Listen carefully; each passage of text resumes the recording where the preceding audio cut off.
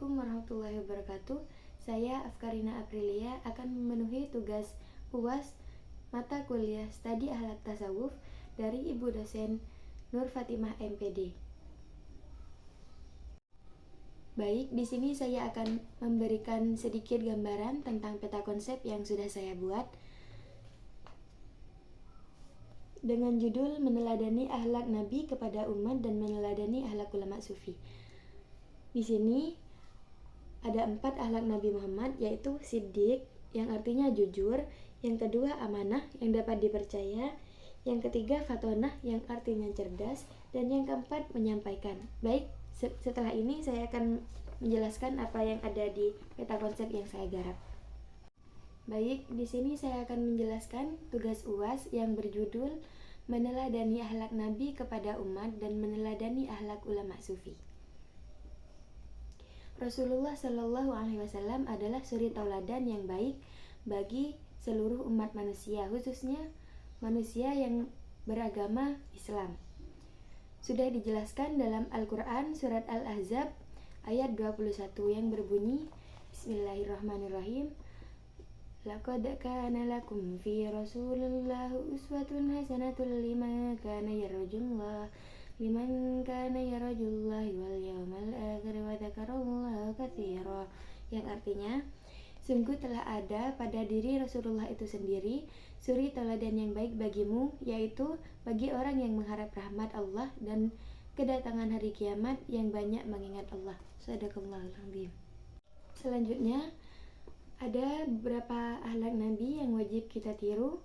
Yang pertama adalah Siddiq yang artinya jujur. Siddiq artinya jujur dalam perkataan maupun perbuatan. Rasulullah tidak pernah satu kali pun berbohong kepada siapapun. Sampai Nabi Muhammad mendapat julukan Al-Amin, yaitu orang yang dapat dipercaya.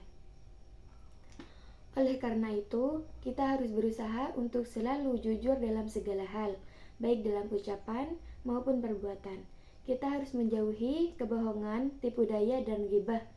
Kita harus berlaku jujur kepada Allah, kepada diri sendiri, dan kepada semua umat muslim.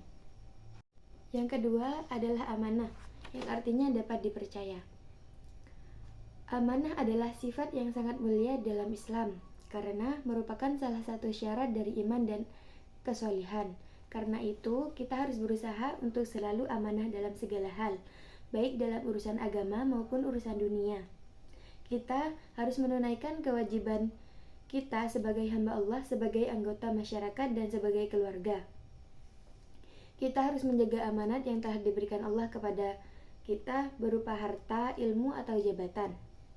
Kita harus menepati janji dan komitmen kita kepada Allah dan kepada sesama manusia. Nabi selalu menyampaikan tugasnya baik sebelum dan sesudah menjadi Rasul. Beliau selalu menunaikan apa yang menjadi tugas dan tanggung jawab beliau dengan sebaik-baiknya.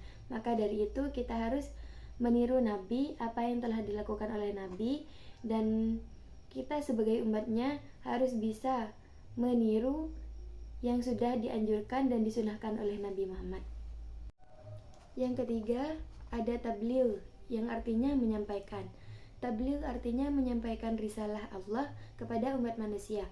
Hanya dari beberapa nabi yang mendapatkan kitab, hanya Nabi Muhammad yang wajib menyampaikan kepada umatnya. Rasulullah adalah sosok yang sangat tabligh karena beliau adalah utusan Allah yang membawa wahyunya kepada seluruh makhluk. Beliau tidak pernah menyembunyikan atau merubah apa yang diturunkan oleh Allah kepada Rasulullah. Beliau menyampaikan ajaran Islam dengan hikmah, mau'idhah hasanah, dan mujadalah billati hiya ahsan. Beliau juga memberi contoh nyata dalam ajaran Islam melalui perilaku dan akhlaknya. Dalam sebuah hadis sahih, Rasulullah bersabda, "Balaghu anni walau ayah," yang artinya, sampaikanlah dariku walau hanya satu ayat. Hadis riwayat Imam Bukhari. Yang keempat adalah fatonah. Fatonah artinya cerdas atau berpikir, berpendapat, dan bertindak. Rasulullah Shallallahu Alaihi Wasallam adalah sosok yang sangat fatonah karena beliau adalah orang yang diberi hikmah oleh Allah melalui memiliki kecerdasan intelektual dan emosional. Nabi Muhammad mampu menyelesaikan masalah yang dihadapi oleh dirinya sendiri maupun umatnya dengan cara yang bijaksana, adil, dan efektif. Beliau juga mampu mengambil hikmah dari setiap kejadian yang terjadi dalam hidupnya. Fatonah adalah sifat yang sangat bermanfaat dalam Islam karena ia merupakan salah satu saran untuk mencapai kebaikan dalam kesempurnaan dan sebuah hadis. Dalam sebuah hadis sahih, Rasulullah Shallallahu Alaihi Wasallam bersabda yang artinya, barang siapa yang dikehendaki Allah kebaikan baginya, maka dia akan memberi pemahaman dalam agama. Hadis riwayat Bukhari dan Muslim. Oleh karena itu, kita harus selalu berusaha memiliki sifat fatonah dalam segala hal, baik dalam urusan dunia, agama, maupun untuk urusan akhirat kita nanti.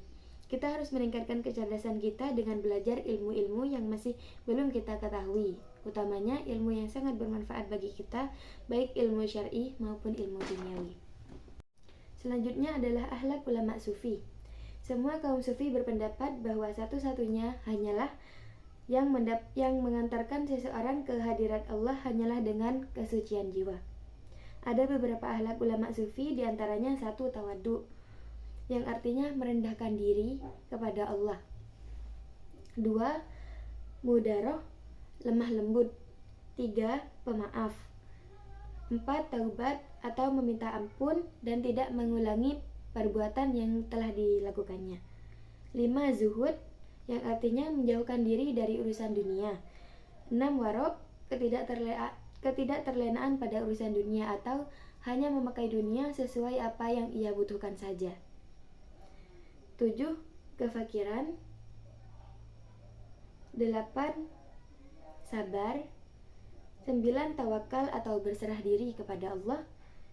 10. Kerelaan atau ridho terhadap takdir yang telah Allah berikan kepada seseorang. 10. Mahabbah atau cinta yang ditunjukkan kepada Allah atau kepada Rasulullah. 12. Yang terakhir adalah makrifah, mengetahui Tuhan dari dekat atau mendekatkan diri kepada Tuhan. Mungkin itu saja yang bisa saya sampaikan. Kurang lebihnya mohon maaf. Jika ada kesalahan itu murni dari saya sendiri, dan jika ada sesuatu kebenaran itu murni dari Allah. Kurang lebihnya mohon maaf. Wassalamualaikum warahmatullahi wabarakatuh.